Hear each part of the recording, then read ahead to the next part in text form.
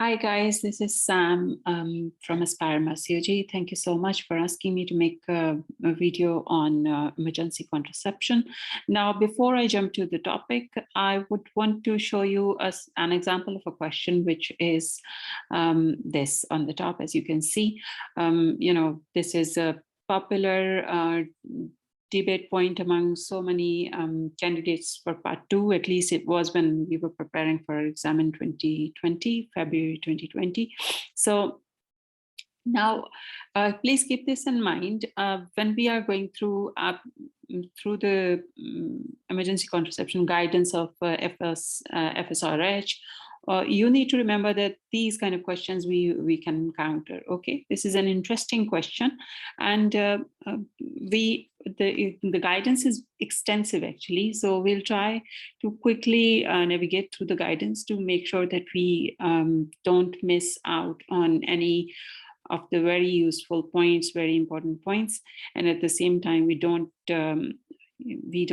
go too deep to be lost in this guidance. Okay, so here we go. This question says that 22-year-old female, she has 28 days regular cycle, she's on day 20, condom was burst, means she had an UPSI, unprotected sexual intercourse. So she also took Levanil 1 week before, like there was another UPSI a week before, and Levanil is levonorgestrel emergency contraception. Yeah, so she took Levanil 1 week before, and now she's asking for emergency contraception. I'll quickly just remind that these are the contraceptive choices that we have. Like there's one which is intrauterine contraception, which is copper IUCD. This in emergency contraception, these are the choices that we have. 3 choices, okay? Only 3 choices. So you need to remember, anyone who is doing covering the topic should remember these by heart. That first is the copper IUCD, and the second is levonorgestrel oral, okay? And third is ulipristal acetate oral. I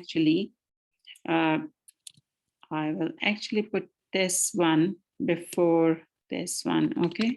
So ulipristal acetate is the preferred choice, okay? So here we go. Intrauterine contraception is copper IUCD oral are 2 choices. Ulipristal acetate is the preferred one, more effective, and levonorgestrel is the second choice. Now, it was introduced in the clinical practice before ulipristal acetate, but ulipristal acetate has been found to be more effective, so that's why this is considered superior.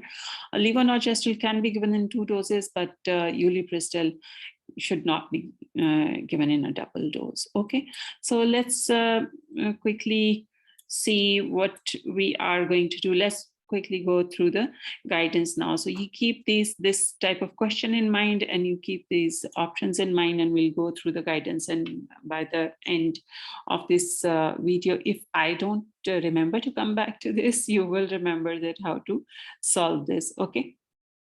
So what I'm trying that you keep in your mind, that the question can have that it can mention her cycle, it can mention the day on which she had UPSI. Okay, most common situation when she gets an UPSI would be a condom burst. Sometimes they can say that she was on, some regular contraception and she missed, and they can tell you what she missed. Usually, because that one makes it a bit complicated, they try to keep it to condom burst. Okay, so there is nothing else that you need to incorporate into that, your knowledge of combined hormonal contraception or your knowledge of POPs and all that. So usually I think when emergency contraception question is there, then they will kind of tell you that the condom was burst. Another very important, very crucial element of this question is that there was an UPSI before and she took Levanil, but we and from this question, we'll imagine that this was the only OSCE before, okay? If it was an OSCE question, then you will have to explore from the patient if there was another OSCE before or not. But this is an EMQ, so we'll take it as there was one OSCE before and she took Levanil, okay? So you please remember that these kind of options, that can she have copper T, can she have Levanil? This is Levanil, by the way. The L seems to have been deleted by mistake. And Levanil is levonorgestrel, our third choice, okay? And this is ulipristal acetate. It says nothing, just Reassure, and then Mirena. So just to begin right here, I can tell you that Mirena is not licensed for an emergency contraception in UK. It's not recommended at all. We don't use Mirena at all. There was probably some evidence that it was used. I think I'm not sure whether it's used in Europe or not, okay? In UK, it's not permissible for emergency contraception, okay? So nothing, just Reassure will almost never be an option. Please just remember, people do get carried away. Lots of people keep fighting amongst themselves that this is this day or this day or this day or this day of the menstrual cycle, and there are this many chances of ovulation. So let's Reassure, but Reassure is not an option throughout your guidance, okay? It's a huge guidance, but you can search for the word Reassure, okay, with Control F, you can search for the word Reassure. You won't find Reassure in that. And even if you find for something else, it won't say that Reassure regarding her emergency contraception need. So please don't try to reassure the patient. There will be one kind of situation where you probably will not need any emergency contraception, and that is a part of the guidance. Even that, you know, that is, I can tell you which one. That is the one where combined hormonal contraception is being used, and the patient misses the pill only for 1 day. Okay, so that will be that I'm concluding that it will be the word Reassure will be used there, but even in the guidance, it doesn't really use that word. But yes, it says that if she's using combined hormonal contraception pills, then you will not need to do anything if she misses just one pill. Okay, so it's the problem starts when she misses 2 pills or more, okay? And similarly, other forms of combined hormonal contraception, you know, there are different details about those. So there is a very little element of you feeling reassured that I don't need to do anything here. But for 99% of the questions, please don't focus on the word reassure. Okay, so I'll quickly now start going through the guidance, okay? So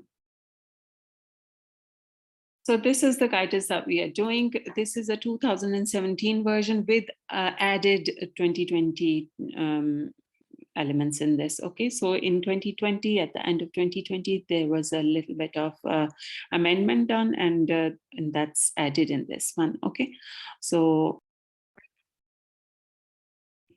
guys, when you are, let's start the guidance now. So whenever a woman is in her natural menstrual cycle, if she has an unprotected sexual intercourse, she will require emergency contraception. This is almost the first line of your executive summary. So as I said, they haven't said ask her what day of her menstrual cycle is it and how far she's from her ovulation.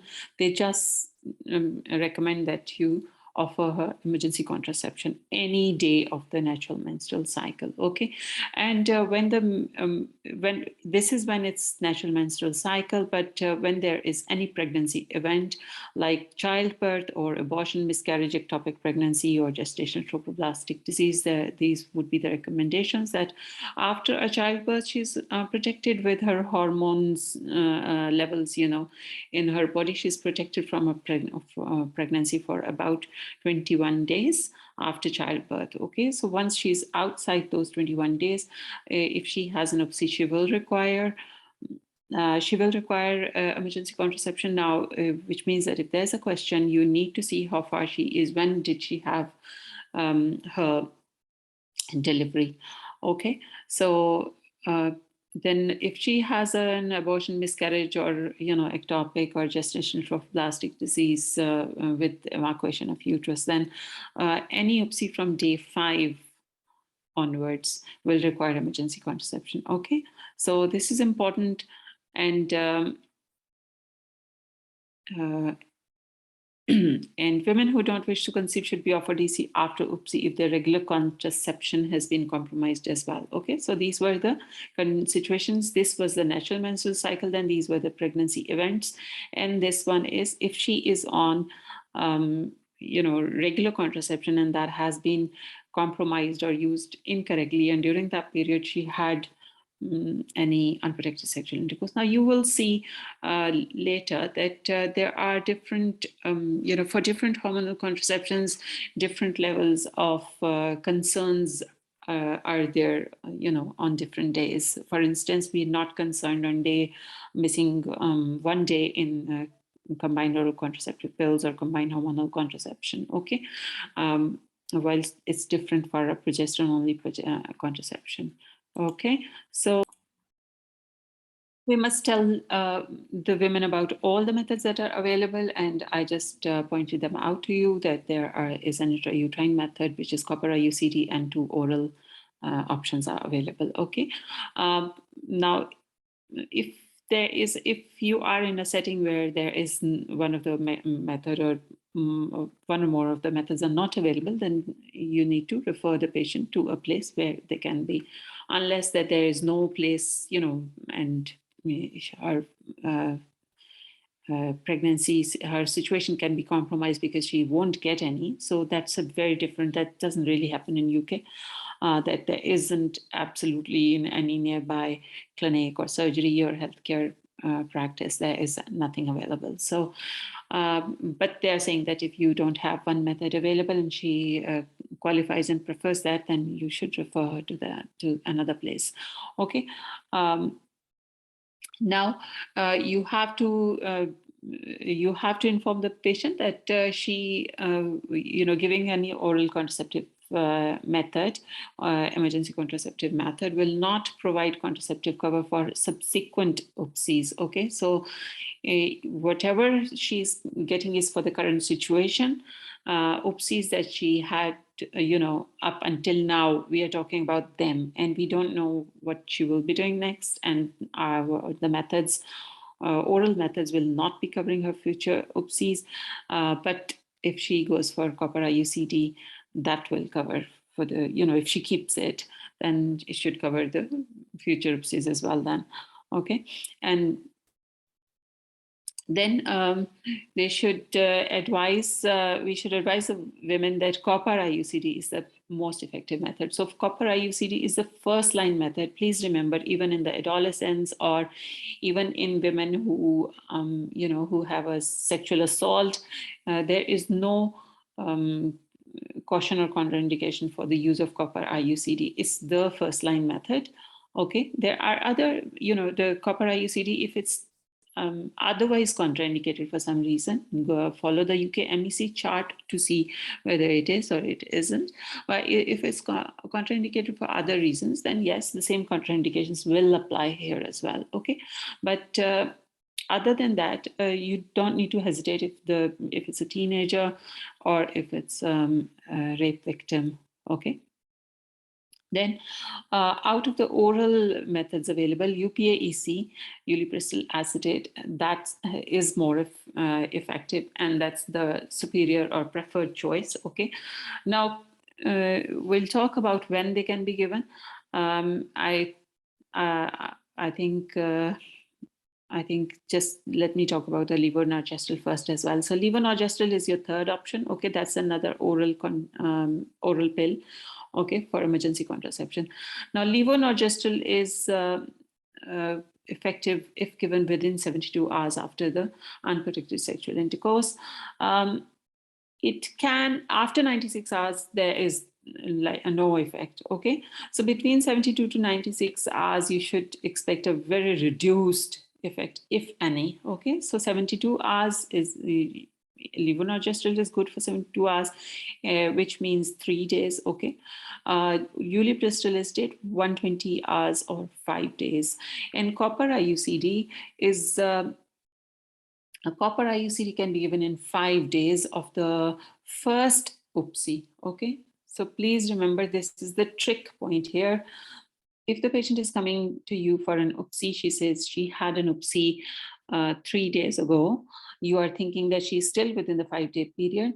But even if she had an UPSI, 8 days before, and even if she was treated for that with some pill or something like levonorgestrel or UPA, but she still, that was her first UPSI, that was 8 days ago, even whether treated or untreated, if any UPSI is falling outside the 5-day window, then we have to see when did she ovulate. Okay, so she should be within 5 days of first UPSI, or the estimated earliest day of ovulation. Okay, whichever is later. Okay, so whichever is later is fine. You will see if the ovulation is yet to occur, then yes, she is safe, because you are still within 5 days of the of her ovulation. Okay, and if ovulation happened just today or 2 days ago or 3 days ago, yeah, so still within 5 days, and then in that case, even if UPSI happened like 10 days ago, it would still be okay to give her copper IUCD. That would be still the first choice. Okay, will still be effective. Okay, so the important things to remember in copper IUCD is the precise first UPSI date. Okay, so if you know when the first UPSI was, then calculate from there, and then day of ovulation. Okay, so 5 days from either of them, whichever is later, should be fine. Now, BMI does affect, BMI has an effect on the patient's, oral emergency contraceptive options. So, which means that the oral emergency contraceptives can become less effective. Okay, so, but when they say that oral can become less effective, they actually then later on say that it's still good to give them UPA if she, if she can. You either give them UPA or you can give a double dose of levonorgestrel. Okay, if their BMI or weight is high. Okay, although copper IUCD won't be affected by weight or BMI. Okay, so she can have copper IUCD even if she is high BMI. So copper IUCD will still stay as first choice, and if she does not qualify, or if the copper IUCD is not acceptable to her, then you want to resort to the oral ones. And in oral ones, levonorgestrel, either it will be a double dose of levonorgestrel, or it will be ulipristal acetate if she is higher BMI. And what would be defined as high BMI here would be a BMI of more than 26. Okay, it's given in the pages further down. BMI more than 26 or weight more than 70 kilos. That will qualify as high BMI. Okay. So what happens to the women who are on enzyme-inducing drugs? Enzyme-inducing drugs do reduce the effectiveness of UPA EC and levonorgestrel EC. So you have to be cautious there. Okay, so which means, what does it mean? So if she is on if she chooses levonorgestrel, that can be doubled, or if levonorgestrel is a suitable option, then the dose can be doubled. Okay, but UPA EC dose, we cannot double it. Okay, these can be offered copper IUCD if appropriate. When we say if appropriate, we mean that if she's still within that 5-day period, as we discussed, and there's no other contraindication, like she doesn't have a gestational trophoblastic disease or something that will perforate her uterus. then she will qualify for a copper IUCD. If that is acceptable to her, that will be a good choice. Okay, if she needs oral, then UPA-EC will not be recommended, and we'll need to double the dose of levonorgestrel to 3 milligrams and give it to her. Okay, then other thing would be that if what other restrictions or cautions we'll need to have in mind would be that if the patient has had any progestogens in the last 7 days, or she's expected to continue with some kind of oral contraception after taking UPA-EC, then UPA-EC will become less effective. Okay, so it becomes an unreliable contraception if she had any progestogens in the last 7 days. Okay, or if she takes any progestogens after UPA-EC in the coming 5 days, then the effectiveness of UPA-EC reduces. So this is very important and should be kept in mind. Okay, so you remember this as -7 to +5. Okay, so these 12 days, there should be no other progestogens in the circulation. Okay, so now coming to, are there any contraindications to this to the use of emergency contraception? We said copper IUCD contraindications will be same. Just follow the UK MEC chart, medical eligibility criteria chart, and you will find out. And UPA-EC is not suitable. That is contraindicated in women who have severe asthma controlled by oral glucocorticoids. So just not any asthma, okay? If it's severe enough and if it's being controlled by oral glucocorticoids, only then UPA-EC is not suitable. So there are questions on this topic. This is an important one, so please try to remember this one. That if there is a if the woman is asthmatic, then just don't straight away think that UPA-EC is contraindicated. Okay, if it's a suitable option, then see. If it's not severe and not being controlled by oral glucocorticoids, she can have UPA-EC. Breastfeeding, you will need to remember that these women are at high risk of uterine perforation. So absolute risk is low, but still they are at higher risk. So you can avoid a copper IUCD. And as far as ulipristal acetate is concerned, if the woman requires ulipristal acetate, then she should be advised not to breastfeed and to express milk and discard milk for a week after they have taken UPA-EC. So after they have taken, they will need to express and discard. Okay, so levonorgestrel hasn't been shown to cause any problems with breastfeeding, so she can have it. So what interactions we just discussed was that we need to remember enzyme inducers. What do they do? And and copper IUCD can be used in epileptic. Please, yes, I need to clarify one more thing here. When we talked about enzyme inducing drugs, and we said that levonorgestrel dose will need to be doubled, and we will not use UPA-EC because we can't double the dose of it, and its effectiveness will be reduced because of enzyme inducers. And we said that copper IUCD, if there are no other contraindications, and if it's appropriate, then it can be used. Then I saw some people talking about in various, amongst the students who were worried that copper IUCD should probably be avoided as it could trigger epileptic seizures. I can assure you that there is no such evidence, substantive evidence in this regard. So copper IUCD is absolutely fine in epileptic women. There is no reason to worry about seizures. There is no such, evidence base. So you can easily search that, and you will see that even on the epilepsy.com website, which is a very good source of information for epileptic patients, copper IUCD is not mentioned as a contraindication for these patients or as a caution even. Okay, it does not need to be avoided. Okay. Then we can come to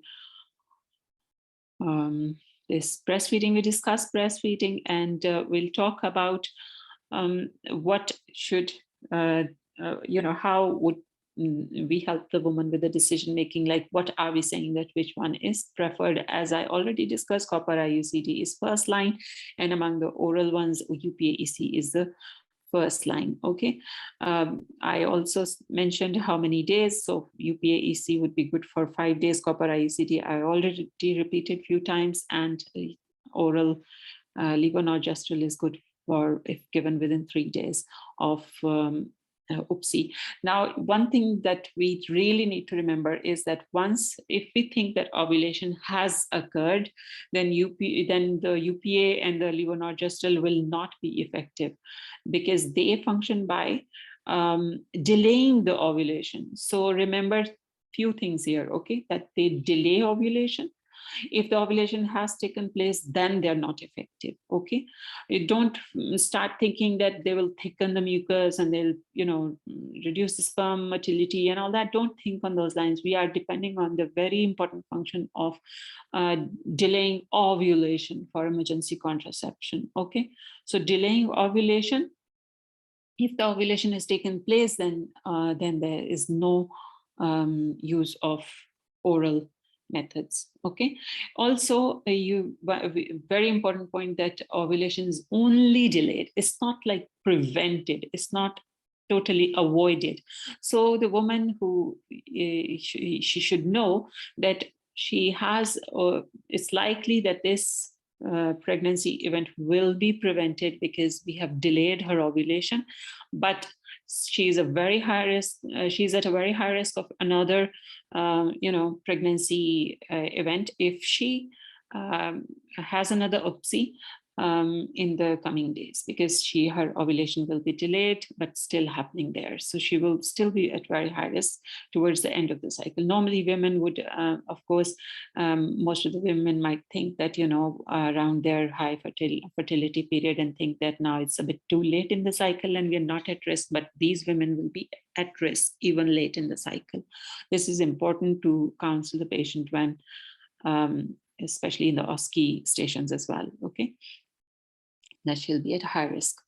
Then we can come to, let's see. So this we already discussed, that once ovulation has happened, then oral choices will be ineffective. And we also mentioned that all methods of EC should be available to adolescents, including copper IUCD, and to the sexual assault victims as well. And then we are saying that if there has been an OSCE earlier in the cycle, we are worried that even if that was, treated, we are worried that we don't know how effective it would have been for her, because finally we'd find out only with the pregnancy test. Okay, so when we have a worry that there was an earlier OSCE as well in the cycle, whether it was treated or not treated, we don't want to give this woman copper IUCD, but we can give her oral emergency contraception. But with giving oral emergency contraception, we need to remember that she may still have pregnancy from the previous one or from this one, whatever. Okay, and what we'll do here is that we'll do a pregnancy test, because if a patient has multiple OSCEs and they have been treated, still we'll recommend doing a pregnancy test. We can give them oral EC, because if there was a pregnancy happening from the previous OSCE, or these don't cause any fetal abnormality. Okay, they don't disrupt an existing pregnancy as well. So why are we worried about disrupting an existing pregnancy? Many of you might be thinking that if we just don't want any pregnancy, that's why we are giving emergency contraception, then what's the harm in disrupting an existing pregnancy, because it can terminate or something like that. But please remember that these are very different matters. Okay, they have got different legal implications. Termination is totally different scenario. contraception should not overlap termination. It's not permissible that contraception, that you're saying that, okay, this pregnancy was not wanted, so what's the problem here? So please don't think in that way. It's very important in UK here that the contraception and termination be treated as two separate entities. They are separate, they are two separate things, and they've got separate legal implications. So if we want, when we are talking about contraception, we don't want a contraceptive method that can disrupt an existing pregnancy, okay? So which makes oral contraceptive methods a better choice if we are worried that she may already have an existing pregnancy, okay? So for instance, the pregnancy test is still not positive, but the implantation has taken place, okay? In that case, if we have that kind of worry, then oral methods are better because they don't disrupt an existing pregnancy and they don't cause fetal abnormality.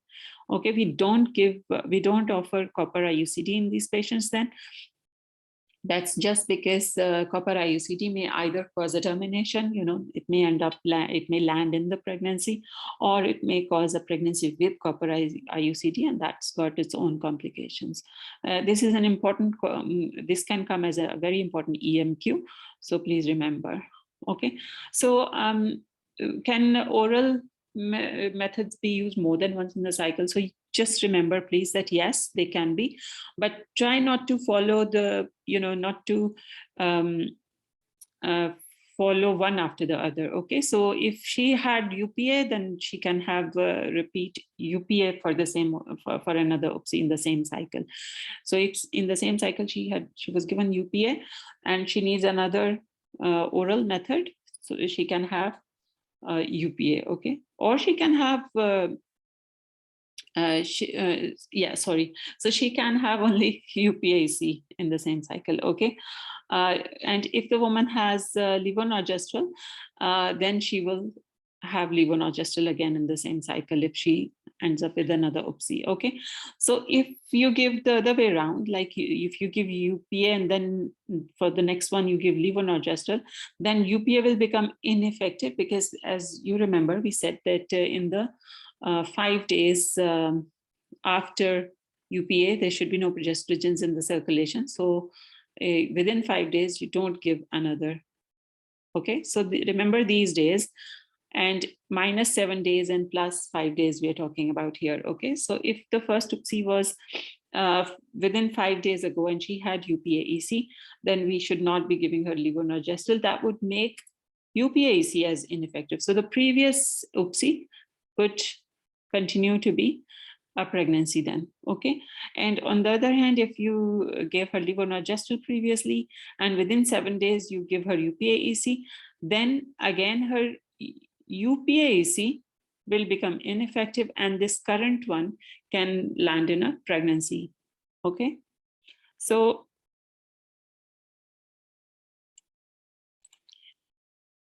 with copper IUCD, you can say that it's not only the most effective method, but it can provide an ongoing contraceptive method as well. So your worry is over. If the patient accepts it as an ongoing contraception, then this is a very good choice.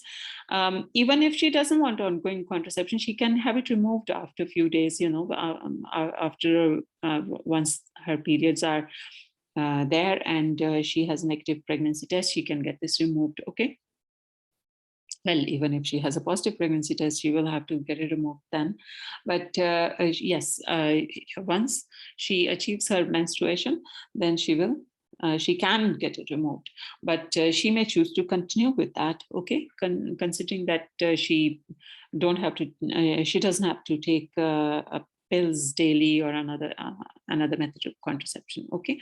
So this has the advantage of ongoing contraception. Oral contraceptive methods, oral ECs don't provide ongoing contraception, okay? So after oral EC, of course, we said that there's a pregnancy risk if there is a further OSCE, but if she has copper IUCD, then there's, copper IUCD will cover for the future OSCEs as well. Now, copper IUCD can be effective for any number of OSCEs in the last 5 days. Okay, as long as the patient is within 5 days of the first OSCE or the 5 days of the day of ovulation, then copper IUCD will cover these OSCEs. Okay, and the future OSCEs as well. Then we all yes, with the UPA-EC, we said that she shouldn't have any progestogen circulating in from 7 days before, and we also said that in the next 5 days as well, she shouldn't have any circulating progestogens, which means then that they shouldn't be started on any hormonal contraception, because any hormonal contraception will contain progestogens. Okay, whether it's progestogen only or combined, it will have progestogen. So we would need to delay the regular contraception in her for 5 days. Okay, now the 2020 update is that she can restart, not start, okay, restart her combined hormonal contraception if she was on established combined hormonal contraception before. Okay, and she was on established before, she missed somehow some days or something, her vaginal ring, combined hormonal contraceptive ring detached or fell, or she missed her pills or whatever. So if she was an established before and there was some lack of compliance happened and she ended up with OSCE and you gave her UPA-EC, then only in that situation she can restart her combined hormonal contraception. So restarting is okay, even within 5 days. Restarting is okay, but starting is not okay. All right. So, and that's only for combined hormonal contraception, that restarting is okay. It's not for progesterone only methods or anything like that. Okay. So if in these 5 days, she will need to, we say delayed start of regular contraception when the woman uses UPA-EC, delayed start of regular contraception. For 5 days, it's delayed. So with delayed start, we say that she should be abstinent in those days, or she can use condoms. Okay. So with the levonorgestrel, what she can do, she can quick start. Okay, she can have a emergency contraception today, and tomorrow she can start her regular pack of whatever contraception she wants to use. So that we say quick start. So levonorgestrel is it can come with quick start regular contraception, while UPA-EC comes with delayed start option of regular contraception, with necessitating use of condoms or abstinence in the 5 intervening days. Okay. So a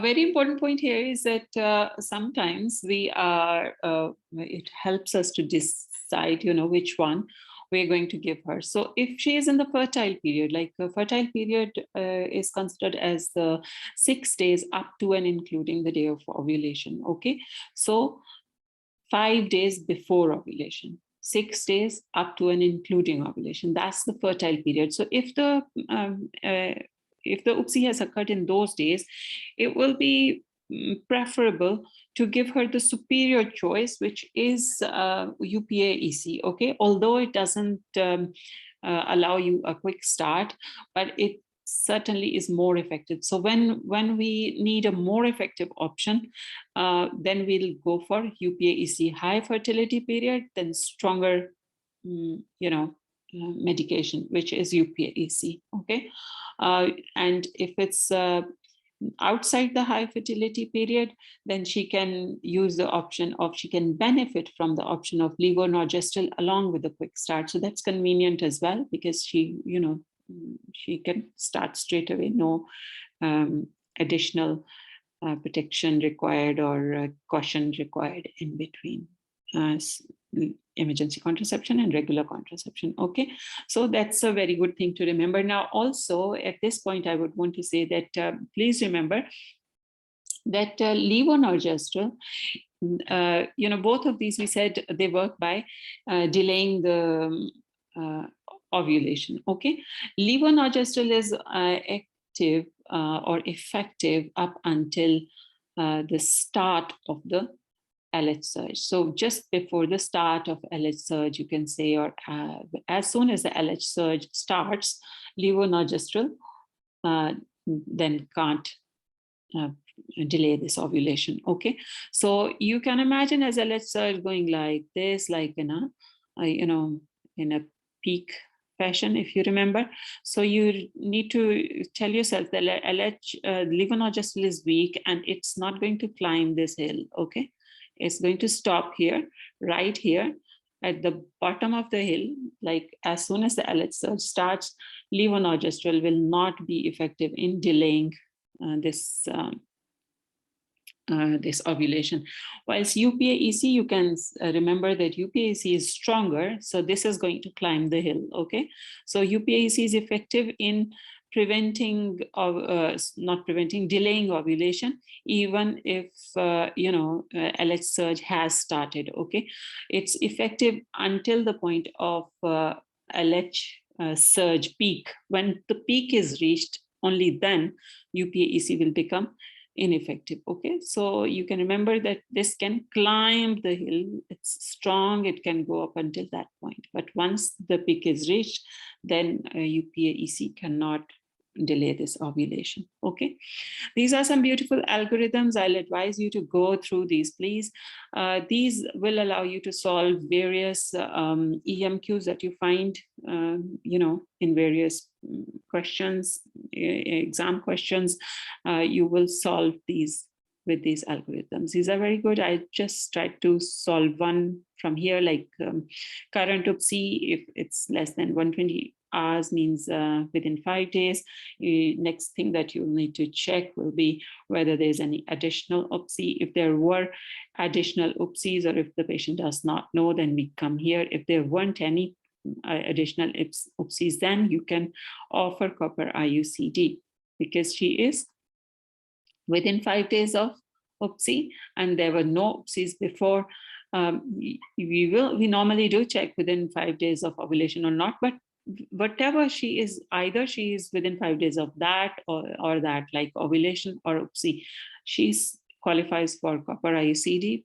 As long as she does not have any additional UPSI, then you will offer her copper IUCD. If that's not acceptable, then you will offer her oral choices. But if she has additional UPSIs, then you are worried that she may then you will ask her whether she is currently within the first 5 days of within the 5 days of her earliest likely date of ovulation. If she still is within that, then you can still offer her copper IUCD. Okay, so she was within 5 days of UPSIs and no additional and additional UPSI, but within 5 days of earliest likely date of ovulation, yes, then still she can have copper IUCD. And not within earliest likely date of ovulation, then she can have a pregnancy test, and she can be offered oral EC, which will be subject to the explanation that, you may still conceive, but it won't disrupt your pregnancy and it won't cause any fetal abnormalities, so she can have oral EC. Okay, so you need to remember that we said that once ovulation has taken place, oral EC becomes ineffective. We only give EC as a, kind of a benefit of doubt that maybe it didn't happen, maybe it got delayed for some reason in her cycle or whatever. And we say, okay, let's see, we can try giving her oral EC. So you see that they've not just given up on her. Okay, neither at any point they've reassured her. Okay, so they're not giving up. They're saying that, yes, we are worried that she may get pregnant, so pregnancy test is an option in 21 days, but please offer her, oral EC, and definitely suitable ongoing contraception as well. All the EC patients should be offered suitable ongoing contraception. Okay. Okay, so if you look at these algorithms as well, these are very interesting ones, and you can solve some of your interesting questions from these. I'll leave these to you. These are very interesting algorithms, very helpful ones, and please do use them as a platform or as a template to solve your different EMQs on emergency contraception. Okay, now let's go to, let's discuss this one. As I said, it says why this is the, these were some of the updates that they wrote here. These are not the updates from 2020, but 2017. But what it indicates here is they are highlighting that in any day of the cycle OSCE happens, you have to do something about it. Okay, so on any day of natural menstrual cycle, you have to remember this part is very important. So I want to remove that option of reassurance from your minds. Okay, so pregnancy is theoretically possible after OSCE on most days of the cycle. Okay, it's higher in the fertile period, but most days of the cycle. This is an important point that I'm trying to make here, because I've seen lots of arguments people do on these. So to sum up, copper IUCD is most effective. It is effective even after the ovulation has taken place, of course, if it's given within that time frame that we discussed. And if we are worried that implantation has taken place, then we will not use copper IUCD. Okay, that means that when she's outside those 5 day cutoff, and if that's the case, we will not use we will not offer copper IUCD, because we don't want to disrupt a pregnancy that's implanted. And then there is no problem if she is high BMI and she has, and this has the advantage of providing ongoing contraception. While oral EC should be offered as soon as possible, and it becomes ineffective once the ovulation has taken place. But if we are worried that there could be an implantation taken place and we are not sure, then we can give it to her, because it doesn't cause any problem. Okay, any fetal abnormalities or disruption of pregnancy, and she can then go for a pregnancy test. Okay, these are this is, I already talked to you that this is the BMI above which we will need to double the dose of levonorgestrel, or we will need to resort to UPA-EC. Okay. Pregnancy risk after one OSCE episode is about 30%. Okay, and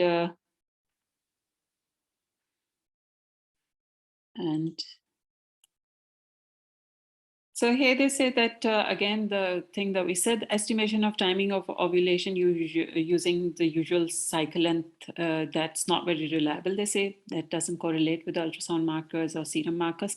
Okay, so trying to estimate when she ovulated is not always precise. This is, we already covered this. Then contraception is required from, yeah, we covered this. And copper IUCD, they say that within 28 days, from 48 hours to 28 days, copper IUCD risk of insertion is higher than the benefit. Okay, and we know that. Please do see the criteria of UK MEC, okay, medical eligibility criteria. They are important.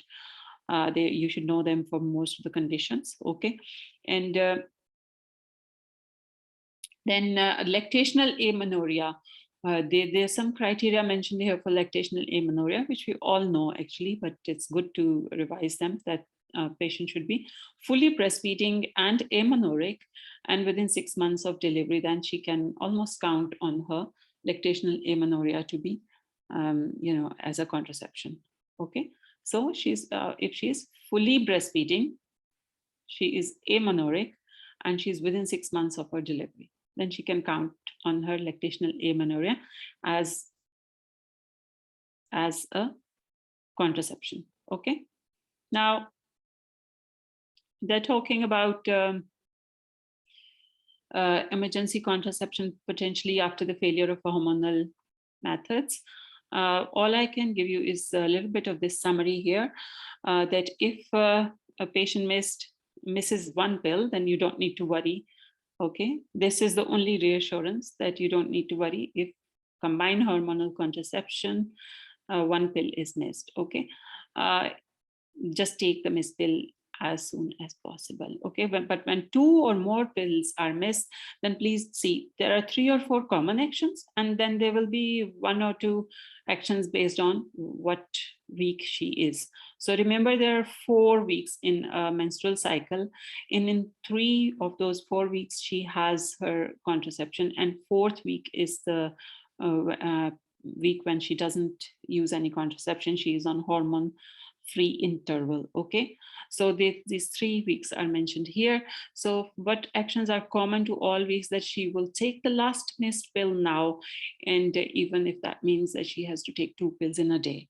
If she missed like 3 or 4 pills, then she can just forget about them. She doesn't need to take them, leave them. Okay, and additional precautions will be required. So it's not really, once she's more than one day, she is missed for more than one day, then we're not just counting on any, simply reassurance. We're saying additional precautions will be required, like condoms or abstinence for 1 week or 7 days. And then she needs to finish the pack, and what else she needs to do is here. So if she's in week 1, she will need emergency contraception in addition to these things. And if she's in week 3, she'll need to omit the hormone-free interval or pill-free interval. She will need to omit when she finishes the 3rd week. She will need to omit, and she'll need to straight away start the next pack. So these are the 2 important things. In between this 2nd week, there is nothing, no emergency contraception, and just usually finish the pill-free interval. Finish the packet, finish the pill-free interval, and just go normally with the life. Okay, but in the 1st week she required emergency contraception. She didn't require for any other week.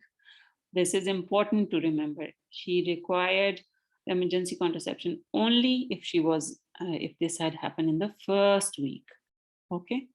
After that, she doesn't require emergency contraception, but remember, she does require to be, abstinent for 7 days of condoms and all that. Okay, and if she was in the 3rd week, she will need to omit the pill-free interval. This is very important, and this is basically this thing mentioned in here. And here I'll focus on these few things only. That if she was on progesterone only pill, if the pill was late or missed more than 27 hours for traditional pill and more than 36 hours since last desogestrel pills. This 27 hours means that 3 hours late. Okay, so after 24 hours she had to take, but this is now 3 hours late. Okay, then this will be counting as a late pill or missed pill. And then 36 hours means that she, with desogestrel, if it's delayed for more than 9 hours, then it's counted as delayed or missed. Then this is the case. Okay, so that will make them, that will necessitate the use of additional contraception or emergency contraception. Okay, late injection. When do we say the injection is late? When now it's 14 weeks since the last injection. Okay, when it's more than 14 weeks. Okay, so 14 weeks and 1 day is late. Okay, so that will be late, and she will require emergency contraception if she is over 14 weeks after the last injection, and if she's when late injection is given, the next contraception is started and late injection is given, she is within the first 7 days of the late injection. Both of these cases will require emergency contraception. Okay. Another important thing is that IUCD. If she had copper IUCD or levonorgestrel IUS, then if it's removed, without planning, is removed or is partially or completely expelled, or threads are missing or something happens, it's removed without immediate replacement. If you take it out and put the other one in straight away, that's fine. But if it's removed without immediate replacement, okay, or if it's partly or totally expelled or missing, then she will require emergency contraception. For what period? She will require it for the week before as well, okay, which means that even if she had UPSI in the last 7 days, she's at risk, okay. Taking out copper IUCD does not make one at risk from the day that it's taken out. It makes people at risk from 7 days prior to removal. Okay, so this is important to remember. And if we can give her, we are saying without immediate replacement means that we are not expecting that this one is going back in straight away, another copper IUCD. So if we can do that, that would be good option as an emergency contraception as well. So this happened, say this thing happened, but now we need emergency contraception. We can still use copper IUCD, okay? If that's not acceptable or not suitable for some reason, then she can have oral, but oral will only cover her for the last 5 days. So suppose she got IUCD expelled today, and she had UPSI in the last 3 or 4 days, then for the last 5 days, her oral EC will cover her, okay? If it happened at 6 days ago, the UPSI happened 6 days ago, then oral EC will not be effective, but can be given, okay? And then followed by the pregnancy test, of course, okay? Now there was, they say that combined hormonal USP method of EC is no longer used in UK. This can be, maybe good to know for an SBA. And levonorgestrel is not currently recommended, as I said before. Where the people can get EC from, of course, GP surgeries and all that, GP communities, pharmacies, GP practices, sexual health clinics, and also from young people service, school nurses, extended emergency departments, walk-in centers, minor injury units, or online pharmacies. So this may be something important. This is important for OSCE candidates as well, but there could sometimes be an SPA, who knows, okay? So free of charge is available from sexual health clinics and young people services and GP practices. Here you can get EC free of charge, not at every place, just here you can get free of charge, okay? So let's see. Okay. And okay, that's copper IUCD free of charge, okay? So let's quickly go to,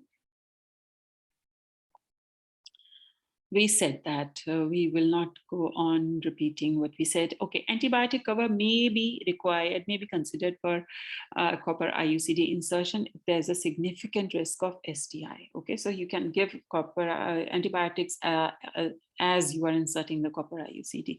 But if the patient has existing symptomatic chlamydia or gonorrhea infection, symptomatic existing, then better treat it and then insert copper IUCD. You remember this patient, you have to be very, very cautious whether this patient is going to come back or not.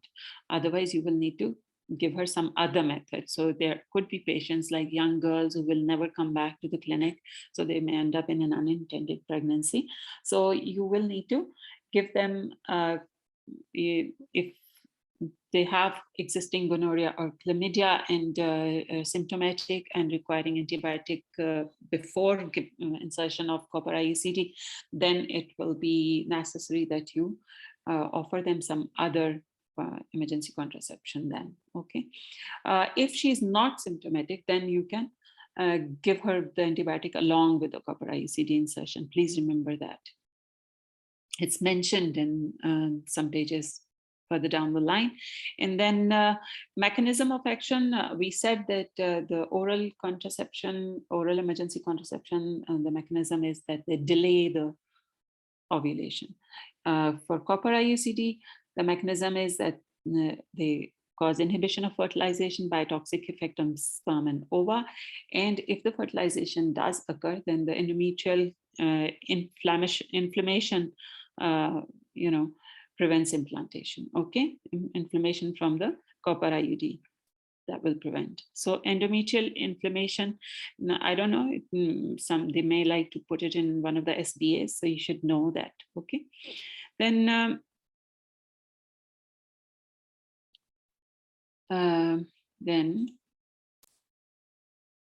so this is just the repetition of the same thing that I told you before, that, how does the UPA-EC delays and UPA-EC is effective even when the surge has started, LH surge has started, but it's not effective once the LH peak has reached. And levonorgestrel, this also delays by causing follicular preventing the follicular rupture. It doesn't let it rupture, and then it causes luteal dysfunction that way. So again, it inhibits only for 5 days. You need to remind the woman that after these 5 days, she will be towards the end of the cycle. She's more at risk of pregnancy. Okay. Let's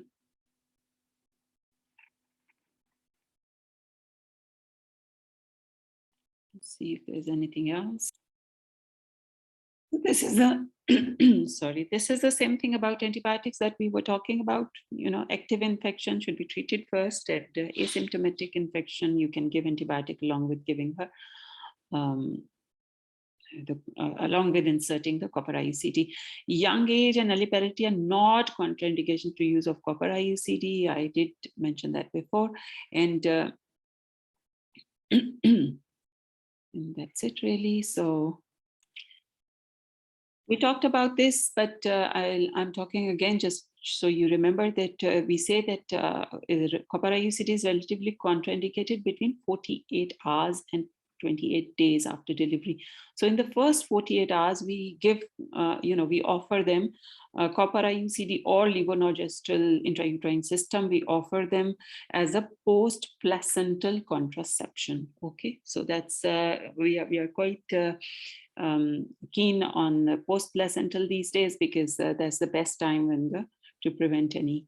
Otherwise, the patient can get busy, they can forget, they may not be compliant, they may not come back. So that's probably best time. There is a likelihood that it may get expelled, when you do post-placental, but still it's a good opportunity to offer them contraception. Okay.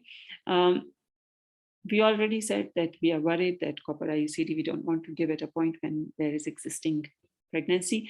In a patient who is amenorrheic, a patient is amenorrheic, how would you know that, where you are with her menstrual cycle, and whether she could be, whether she requires emergency contraception, or whether copper IUCD is suitable? When the natural menstrual cycle is there, like, regular menstrual cycle, we already know that, within 5 days of what not, we discussed that already. And if she's amenorrheic and we want to know whether we are able to give her or not, offer her IUCD or not, we need to ask the UPSIs. If the UPSIs, all the recent UPSIs have occurred in the last 5 days, and there has been no UPSI for previous 21 days, like excluding previous 5 days. So 5 days UPSI is fine, but then in the last 21 days, there has been no other UPSI. Then you will do a highly sensitive urine pregnancy test.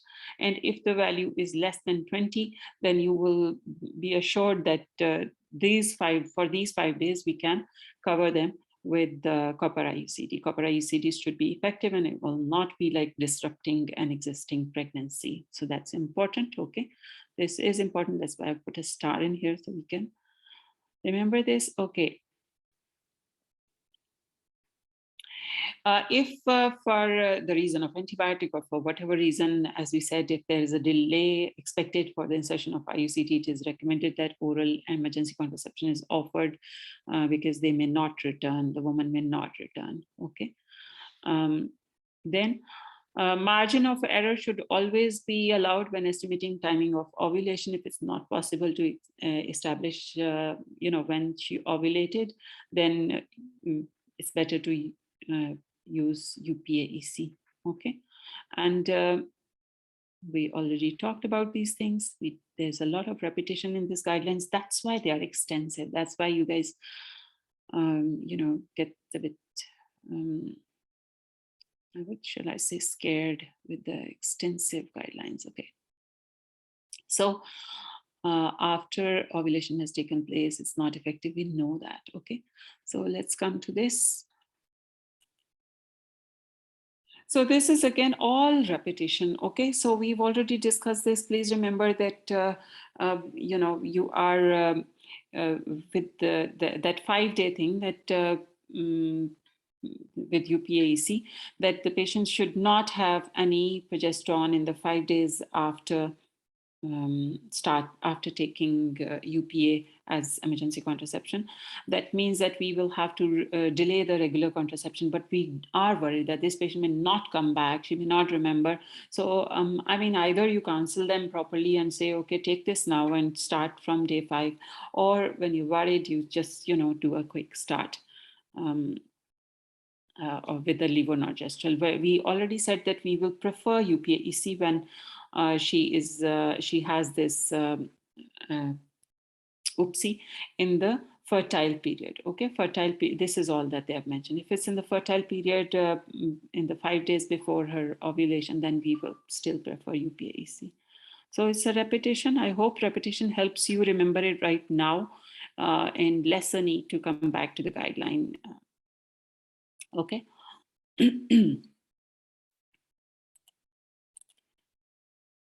So this was something interesting, and I think is given in detail in the combined hormonal contraception guidance. This is interesting. I didn't expect it to be, like this. So they're saying that the earliest ovulation, if a patient is using combined oral contraception, then her earliest date of ovulation can be as early as day 8, not day 8 of her cycle, but day 8 after the last correctly taken pill in the previous pill packet. What they are saying is that when her, a day before her hormone-free interval, okay, a day before her hormone-free interval. So she can ovulate on day 8 of that.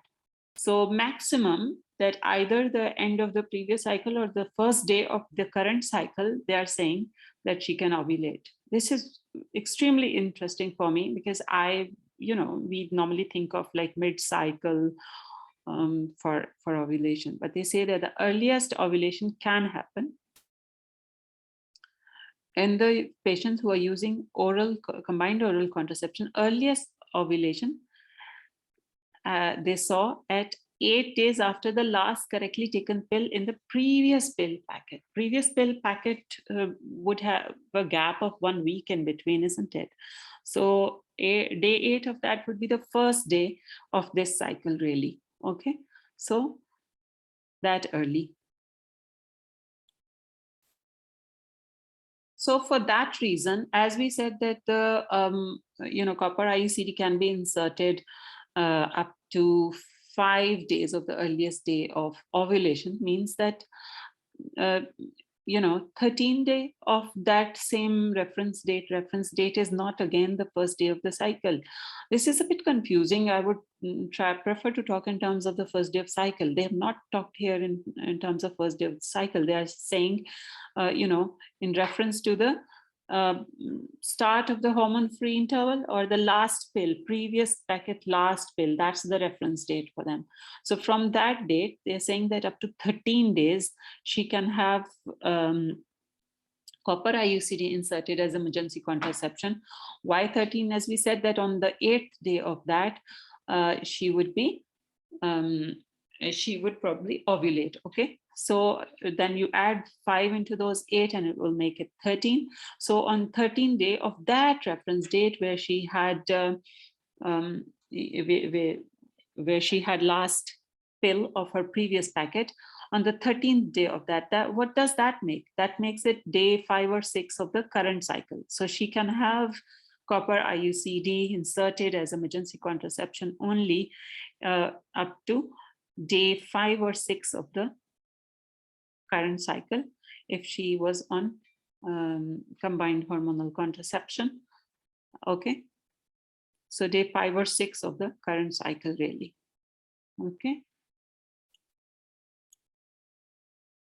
So again, for the desogestrel pill, they say that if 2 months use will be, like an established use of desogestrel pill. So 2 months use, if a patient has used desogestrel for 2 months, correctly used, okay, then earliest ovulation can be expected 9 days after discontinuation. So she was on desogestrel, she used it for 2 months, correct use, and when she discontinues, then on the 9th day ovulation can be expected. So this can be just an SBA, I guess.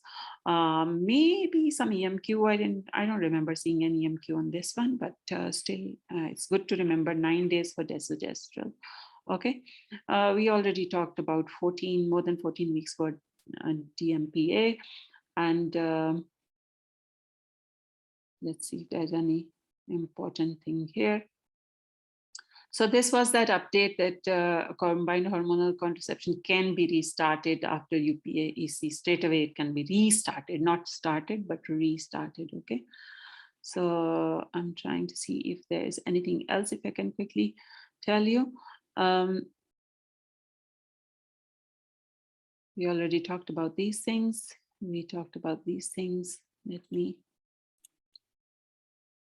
So here they are talking about the same points, that if a patient if she's coming for a second OPSI, then see what she had for her first OPSI. If she had any oral method, and it will be preferable to give her, offer her copper IUCD now, if it's appropriate in terms of days. So offer copper IUCD now for 2 reasons. One, because giving medication after medication, we'll have to see, that what is suitable and what's not suitable, and copper IUCD is most effective, but then copper IUCD is ongoing, so you can always think in lines that otherwise she may keep coming. If she's coming second time in the same cycle, then it doesn't seem like a very safe sex practice. Okay, so it will be suitable for her and convenient for her to have copper IUCD. Okay, so these kind of things, if especially in OSCE station, you will be able to convince a patient like this. Side effects of oral are headache and nausea, dysmenorrhea, and all that. And if vomiting occurs in 3 hours of oral EC, repeat dose should be given. Okay, so this can be an important question to repeat the dose. This can come as an EMQ. Okay, so if she vomited within 3 hours, then repeat the dose. If the periods are delayed by more than 7 days, they recommend pregnancy test. Okay, and most of the patients, 75% of patients will who had UPA-EC will have periods within 7 days. Okay, of their expected periods. Okay, fewer than 10% will report intermenstrual bleeding or reported intermenstrual bleeding in a big study. And levonorgestrel, they say that menstruation is only delayed for over 7 days and fewer than 10%. So very little chance. So it strengthens the case of doing a pregnancy test, okay, if it's delayed for 7 days. So we talked about pregnancy testing. If the menstrual period is delayed for more than 7 days, it's lighter than usual, or there is abdominal pain that's not typical of the usual dysmenorrhea, then pregnancy test is advised. Okay, and women who start hormonal contraception soon after use of EC, they are advised to have a pregnancy test even if they have their bleeding. Okay, because that bleeding may not represent menstruation. Pregnancy can be excluded by urine pregnancy test 21 days after the last episode of OPSI. This is after last episode of OPSI. Okay, so that's it really. Good luck with your preparation, and I hope this is helpful. Do let me know if you need any further topic to be covered. I'll be more than happy. You can join the Telegram group that I'm providing the link in the description below. And in the group, you can request further topics. I'll be more than happy to help with any topics. Okay, bye-bye.